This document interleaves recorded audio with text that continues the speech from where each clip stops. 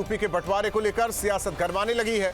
केंद्रीय मंत्री संजीव बालियान की पश्चिमी यूपी को अलग राज्य बनाने की मांग पर घमासान मचा है। बीजेपी के फायर ब्रांड नेता संगीत सोम ने ही इसका विरोध कर दिया है। संगीत सोम का कहना है कि अगर पश्चिमी यूपी को अलग राज्य बनाया गया तो ये मिनी पाकिस्तान बन जाएगा। आखिर संगीत सोम का इशारा किस ओर है? यूपी के बंटवारे से किसी सियासी फायदा होगा? क्या सियासी फायदे के लिए यूपी के बंटवारे को हवा दी जा रही है? तमाम मुद्दों पर दो टूक में करेंगे चर्चा, लेकिन उससे पहले न्यूज स्टेट के बड़े सवाल। अलग राज्य की मांग, आखिर क्यों छिड़ा सियासी घमासान? बटेगा यूपी, क्या बनेगा मिनी पाकिस्तान? मिनी पाकिस्तान का डर या सियासी डगर? किधर जाएगा वेस्ट? किसका होगा टेस्ट? बंटवारे की बात किसे होगा सियासी लाभ? इन्हीं सवालों के साथ मेहमानों से चर्चा, लेकिन उससे पहले क्या कुछ बयान सुनवाते हैं। मैं खोल के कहता हूं, हमेशा पश्चिम उत्तर प्रदेश अलग बनना चाहिए। मेरठ की राजधानी होनी चाहिए। 8 करोड़ की आबादी है, बहुत छोटे छोटे प्रदेश हैं। जिस दिन पश्चिम उत्तर प्रदेश अलग बन जाएगा, ये इस देश का सबसे अच्छा प्रदेश होगा। सबसे समृद्ध और अच्छा प्रदेश पश्चिम उत्तर प्रदेश। पार्टी के नेता तक पहुंचाएंगे इस तरह की बात, या पहुंचाइए अभी तक? मैं तो हमेशा कहता हूँ, मैं अलग अलग पार्टियों के अलग विचार हो सकते हैं। संजीव बालियान के अपने विचार ये हैं कि पश्चिम उत्तर प्रदेश अलग प्रदेश होना चाहिए। जितने भी पश्चिमी उत्तर प्रदेश में चाहे मुजफ्फरनगर दंगा हुआ है, उसमें मर्डर किए हों, जितने मर्डर होते हैं एक ही वर्ग के लोग करते हैं अधिकतर। मैं फिर कहता हूं कि ये पश्चिमी उत्तर प्रदेश बनना मिनी पाकिस्तान बनना है। ये मिनी पाकिस्तान जैसी इसकी स्थिति बन जाएगी। इसलिए हम कभी इसके समर्थन में नहीं है कि पश्चिमी उत्तर प्रदेश अलग बने। पश्चिमी उत्तर प्रदेश दिल्ली में जोड़ के वृद्ध प्रदेश बने और हमें दिल्ली में जोड़ा जाए, यही हमारी मांग। भारतीय जनता पार्टी में एका नहीं है, ये दूसरे की बात करते हैं।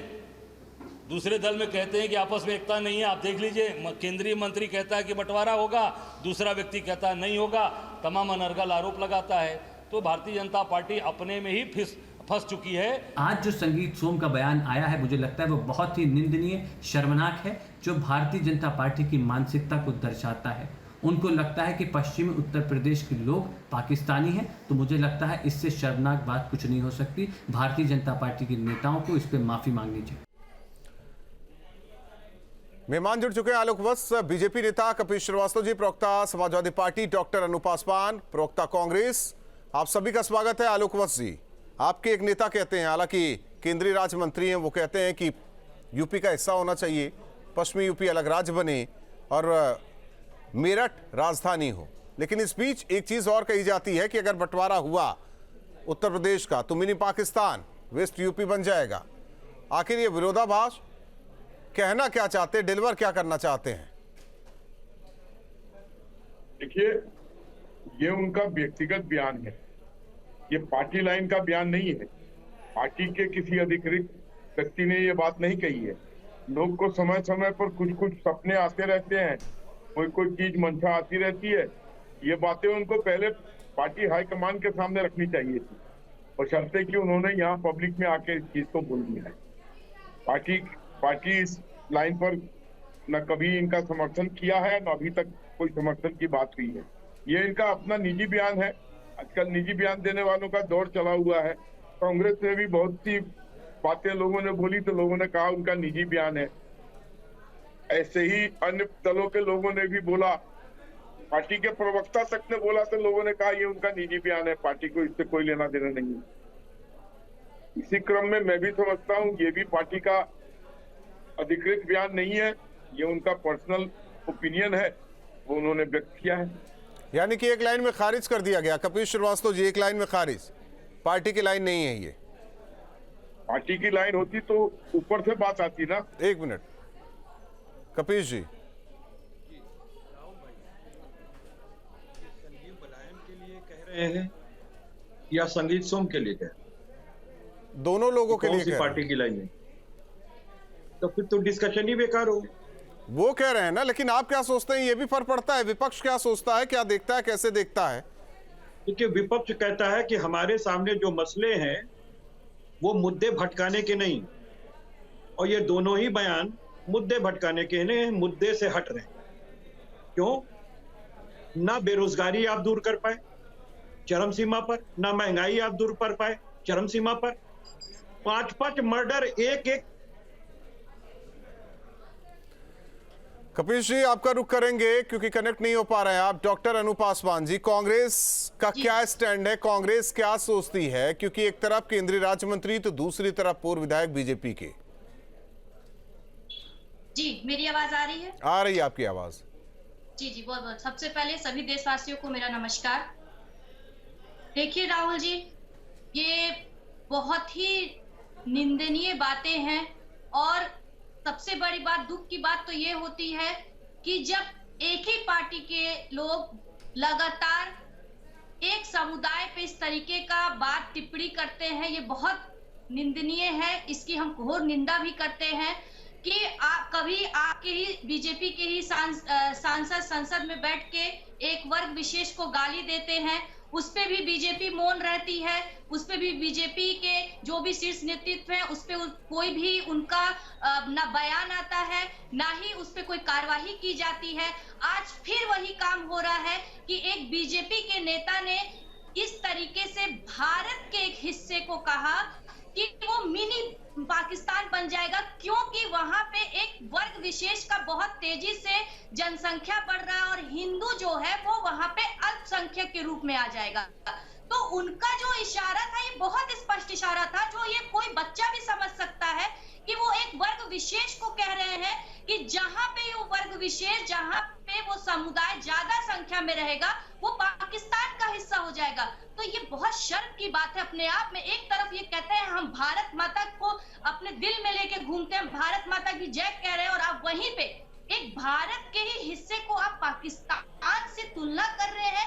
यहाँ के आप एक वर्ग विशेष को जो आजादी में उस समुदाय ने अपना योगदान दिया, आप उसको कह रहे हैं कि अगर उसकी जनसंख्या किसी भारत के हिस्से में बढ़ जाएगा तो वो भारत का हिस्सा, वो भारत नहीं मिनी पाकिस्तान बन जाएगा। तो ये बहुत निंदनीय, अपने आप में एक निंदनीय बयान था जो बीजेपी के नेता द्वारा कहा गया। और कपिश जी, आवाज आ रही है, कनेक्ट हो पाए क्या आप? उसको आप अपनी बात पूरी कह लीजिए, आप अपनी बात पूरी कह लीजिए, इसके बाद जवाब बीजेपी से। देखिए, बहुत स्पष्ट सी बात है कि ये मुद्दों को डाइवर्जन करने की कोशिश है भारतीय जनता पार्टी कि एक तरफ अपने दो लोगों को, बयानवीरों को छोड़ दो, उसके बाद वो बयानवीर अपने अपने हिसाब से बयान देंगे, उसके बाद उनके बयान से अपने आप को अलग कर लो और मुद्दे को भटका दो। कि राहुल भाई हमारे महंगाई पे बात ना करें, राहुल भाई बेरोजगारी पे इनसे प्रश्न ना पूछें, राहुल भाई लॉ एंड ऑर्डर के फेल्योर पर इनसे बातें ना पूछें, तो ये नहीं चलेगा। इन्होंने जो मुद्दे उठाए हैं ये कोई मुद्दा वर्तमान समय का नहीं है। लेकिन कपिश जी, और ये मुद्दा यहाँ पर डिस्कस भी नहीं होता। नहीं, आपको लगता नहीं मैं तो कि एक बात कह रहा हूँ, आपको ये लगता नहीं कि मैसेज हो गया, क्लियर हो गया, सांप भी मर जाए और लाठी भी न टूटे? नहीं, देखिए भाई, बहुत सीधी बात है। आपने अपने पश्चिमी उत्तर प्रदेश के लोगों का अपमान किया है। जो पश्चिमी उत्तर प्रदेश अपनी मिली जुली संस्कृति के लिए जाना जाता है, और ये संगीत सोम साहब वही हैं जिन्होंने मुजफ्फरपुर दंगे के मुख्य अभियुक्त हैं, मुजफ्फरनगर के जी, तो ये उसके मुख्य अभियुक्त हैं और ये खुद ही जो है मुंसब बन गए साहब। जो कल्प्रिट है वही मुंसब बन गया है। और किससे तुलना कर रहा है? पाकिस्तान को मिनी पाकिस्तान बना रहे भारत में। ये अपमान है हमारे पश्चिमी उत्तर प्रदेश के गंगा जमुनी सभ्यता के विरुद्ध। यहाँ पे हमारे हिंदू भाई हों, मुस्लिम भाई हों, आपस में रच करके पश्चिमी उत्तर प्रदेश को समृद्ध करते हैं। पश्चिमी उत्तर प्रदेश विकसित उत्तर प्रदेश में गिना जाता है और आप उसके विश्व जो बंधुत्व की भावना है उस पर प्रहार कर रहे हैं। और यह भारतीय जनता पार्टी की मंशा है। भारतीय जनता पार्टी ने अब तक अनुशासनात्मक कार्रवाई के साथ साथ प्रथम सूचना रिपोर्ट अंकित क्यों नहीं कराई?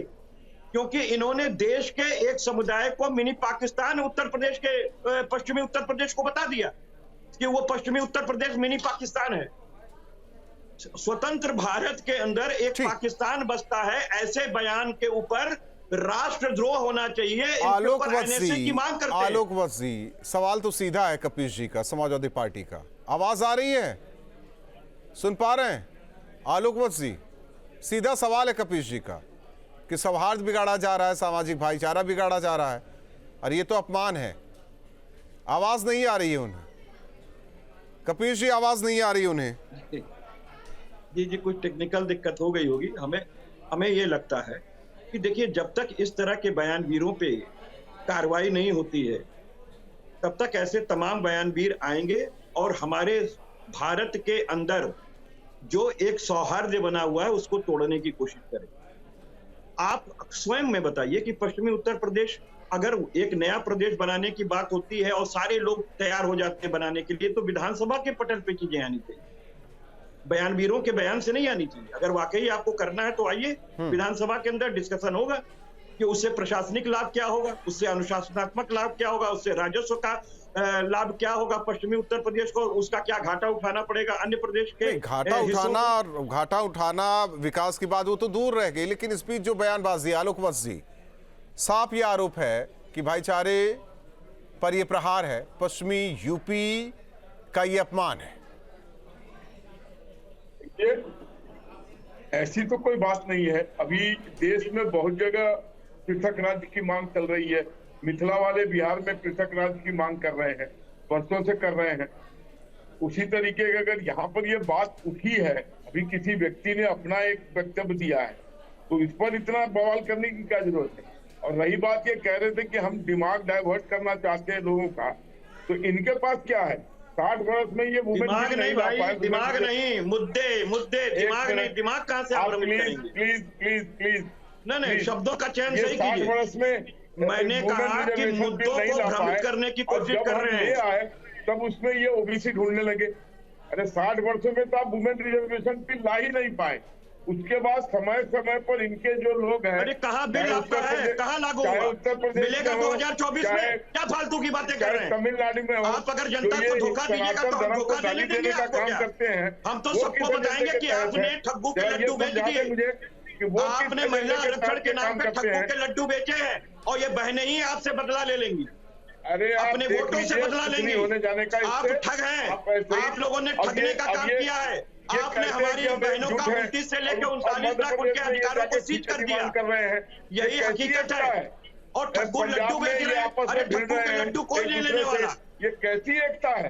ये पूरा देश देख रहा है कि आप विधानसभा में कहते हैं कि हम डाइवोर्स हैं और लोकसभा में कहिए कि हम मैरिड हो गए। ये सब देश नहीं बर्दाश्त करेगा। देश नरेंद्र मोदी जी प्रधानमंत्री जी से बोलिए आलोक वत्स विश्व गुरु बनने की कवायद। आलोक वत्स जी, समाजवादी पार्टी की एक मांग भी है इसी चर्चा में कि कार्रवाई हो जानी चाहिए थी अब तक। मिनी पाकिस्तान क्यों कहा जा रहा है कि अगर बंटवारा हुआ तो मिनी पाकिस्तान हो जाएगा पश्चिमी यूपी? तो कार्रवाई करे ना, जाए कोर्ट में लेके इस स्टेटमेंट को। किसने रोका है? लोग ये नहीं करेंगे, आजादी है। इनके अंदर की बात आ गई। नाथूराम जाग गया। अरे इन्होंने जो इनके अंदर नाथूराम जो छिपा हुआ है वो जाग गया। रामचरितमानस क्योंकि ये नाथूराम के लोग हैं, नाथूराम के लोग हैं। अरे संजय निषाद को बनाया भगवान श्री राम को मां की गाली दिलाने वाले को कैबिनेट मिनिस्टर बनाए हो, उनको ताज पहनाओ हिंदुओं सनातनियों का। भगवान राम। डॉक्टर अनूप पासवान जी, डॉक्टर अनूप पासवान जी, दूसरे तरफ डॉक्टर अनूप पासवान जी, ऐसे में तो राजनीति तो बेहतर होगी ना। एक तरफ ध्रुवीकरण तो दूसरी ओर तुष्टीकरण। दीजिए हिंदुत्व को आप करो। एक मिनट आलोक जी, फायदा तो आप लोग को होगा। माँ की गाली दिलवाई है। अगर संगीत सोम ने मिनी पाकिस्तान कहा तो फायदा तो आप लोगों को भी होगा, क्यों उनको कैबिनेट मिनिस्टर बनाया? क्योंकि सवाल तो वोट का है। भगवान श्री राम के। आप जाइए ना कोर्ट, इस बात को लेके ले आइए फैसला वहां से। आलोक वत्स, लेकिन कोर्ट सरकार सबकी होती है, सरकार को विधि व्यवस्था लागू करना है। कह दीजिए आलोक वत्स जी, आलोक वत्स जी, इस चर्चा के दौरान को विधि व्यवस्था सुनिए आलोक वत्स जी, सुनिए तो आलोक वत्स जी, आलोक वत्स जी, आलोक वत्स जी, आलोक वत्स जी, तो करो। कौन रोका हुआ तुम्हें? इनके ऊपर पहले किसने रोका है? किसने रोका है तुम्हें? करो ना। डॉक्टर अनूप पासवान जी, अगर एक तरफ ध्रुवीकरण की बात हो रही तो दूसरी ओर तुष्टीकरण वाली राजनीति तो आप लोग कर सकते हैं। जरूरत नहीं है। जाके पहले रमेश बिधूरी पे करो। आप और गाली दीजिए सनातन धर्म को। अरे अपने दिलवा रहे हो, एक मिनट नहीं आती है। कपिल जी, आलोक जी, आलोक जी, कपिल जी, आलोक जी, कपिल जी, आलोक जी, आलोक जी, कपिल जी, आलोक जी, कपिल जी, बाद में कहेंगे कि मौका नहीं मिलता, बाद में आप लोग कहेंगे कि मौका नहीं मिलता, हमें टाइम नहीं मिलता बोलने के लिए। कम से कम दूसरों को तो टाइम देने दीजिए। अनूप पासवान जी, जी, वो ध्रुवीकरण की राजनीति कर रहे हैं, लेकिन आरोप ये भी लगता रहा आप लोगों पर तुष्टीकरण की राजनीति करते हैं। कम से कम जिस वोट बैंक के लिए बोला जा रहा है वो तो आप लोगों के खाते में आएगा ही आएगा। देखिए, एक बात बहुत मैं स्पष्ट कर दूं कि हमारे शीर्ष नेतृत्व माननीय राहुल गांधी जी, माननीय प्रियंका गांधी जी, माननीय सोनिया गांधी जी, हमारे राष्ट्रीय अध्यक्ष माननीय मल्लिकार्जुन खड़गे जी, हम लोग कभी भी स्वार्थ की राजनीति में कोई भी हमारा योगदान ना रहा है, ना रहेगा। हम हमेशा से यही चाहे हैं कि सबको सर्व समाज को साथ लेके चले, सर्व धर्म का सम्मान करे। अभी कुछ दिन पहले हमारे माननीय राहुल गांधी जी ने जो एक हिंदुत्व का जो सही मायने परिभाषित किया, उसको भी आप सबने देखा सुना। मगर प्रश्न घूम फिर के यही आता है कि जिस तरीके से बीजेपी जब चुनाव आता है, तब ये जानते हैं कि जब हमारा समय खत्म होगा, हमारा कार्यकाल खत्म होगा, तो हमने पिछले जो वादे किए थे, जनता हमसे उसका हिसाब मांगेगी।